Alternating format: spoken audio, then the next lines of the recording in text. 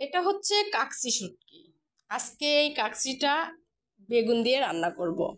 আর যারা শুটকি প্রিয় মানুষ তারা তো শুটকি দেখলে পাগল হয়ে যায়, আর যারা শুটকি পছন্দ করে না তারা তার গন্ধও সহ্য করতে পারে না।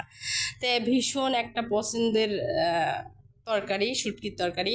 এই যে বেগুনটা ভালো করে কেটে নিয়েছি ফালি ফালি করে, আর এখানে শুটকিটা হালকা গরম পানি দিয়ে ধুয়ে নেব। শুটকি শুটকি মাছ, যে কোনো শুটকি মাছ সবসময় হালকা গরম পানি দিয়ে ধুয়ে নিতে হয়, তাহলে গন্ধটা একটু কম লাগে। ভালো করে কষলিয়ে ধুয়ে নেব। তো গরম পানি দিয়ে ধুয়ে নিলাম শুটকিটা। আজকে বেগুন দিয়ে চচ্চড়ি করব। তার জন্য এখানে মশলা বেটে নিয়েছি, আদা রসুন পেঁয়াজ জিরা সব মশলা আমি বেটে নিয়েছি। এখানে দিয়ে দিচ্ছি শুকনো মরিচের গুঁড়া, আর দিলাম একটু হলুদ গুঁড়া। এখন ভালো করে নেড়ে চেড়ে মশলার সাথে মিশিয়ে দেব, ভালো করে মশলাটা কষাবো। দিয়ে দিলাম পরিমাণ মতো লবণ। মশলাটা সুন্দর করে কষাতে হয়, যে কোনো তরকারির মশলাটা যত ভালো করে কষাবেন তরকারিটা মজা হবে।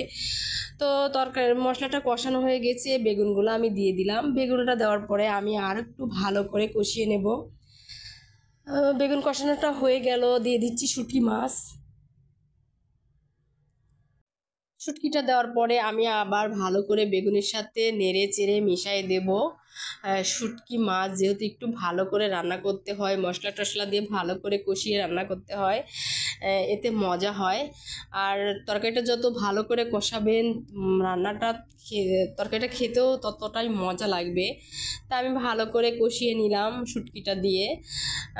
এখন পরিমাণ মতো ঝোল দিয়ে দেব। দেখো কষানো হয়ে গেছে, বেগুনের সাথে শুটকিটা মিশে গেছে। এখন দিয়ে দেব পরিমাণ মতো পানি। বেশি পানিও লাগবে না, যেহেতু বেগুন আর শুটকি তো হালকা গরম পানি দিয়ে ধুয়ে নিয়েছি। শুটকিটাও পরিষ্কার হয়েছে, নরম নরম হয়েছে, এই জন্য সামান্য পানি দিলেই হবে। এই তো আমি দিয়ে দিলাম পরিমাণ মতো পানি, বেশি পানি দিইনি। দেখো থকথকে পানি দিয়েছি, যেহেতু ঝোল রাখবো না, চচ্চড়ি করব। তো পরিমাণ মতো পানি দিয়ে ভালো করে নেড়ে চেড়ে দিচ্ছি। যারা শুটকির প্রিয় মানুষ তারা তো দেখে খুব খেতে ইচ্ছে করবে, আর যারা শুটকি পছন্দ করে না তারা এর গন্ধ সহ্য করতে পারে না, খাওয়া তো দূরে থাক। তবে আমাদের বাসার সবাই আমরা শুটকি মাছটা পছন্দ করি। অনেক প্রচুর খেতাম শুটকি। আর এই শুটকি ভর্তা, শুটকি ভুনা, যে কোনো সবজি দিয়ে, পুঁই শাক দিয়ে, বেগুন দিয়ে চচ্চড়ি অনেক মজা লাগে। তো তোমাদের সাথে গল্প করতে করতে দেখো আমার শুটকিটা হয়ে গেছে, উপরে পানি তেলটা ভেসে উঠেছে, পানি নাই।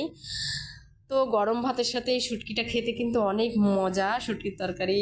তো এখন আমি গরম ভাতে লোভ সামলাতে পারতেছি না, তো গরম ভাতে নিলাম একটু গরম ভাত, গরম ভাতে একটু শুটকি রান্নাও নিয়ে নিলাম।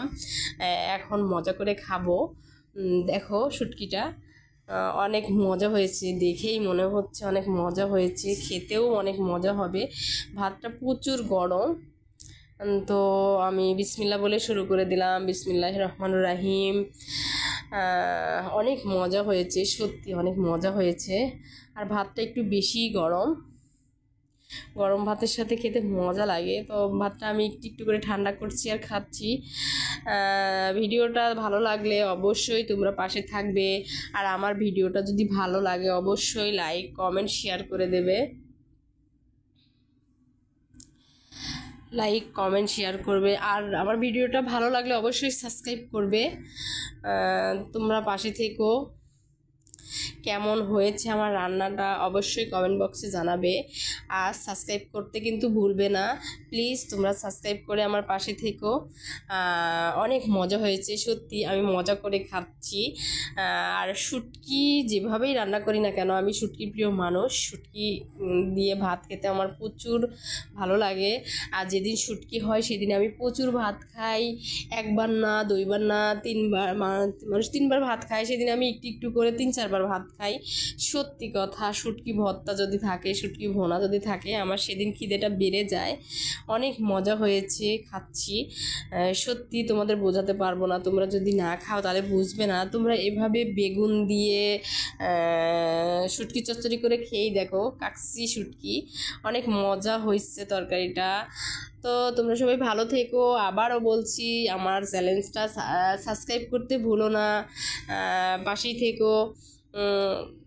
এত মজা হয়েছে, চেটে পুটে খাচ্ছি।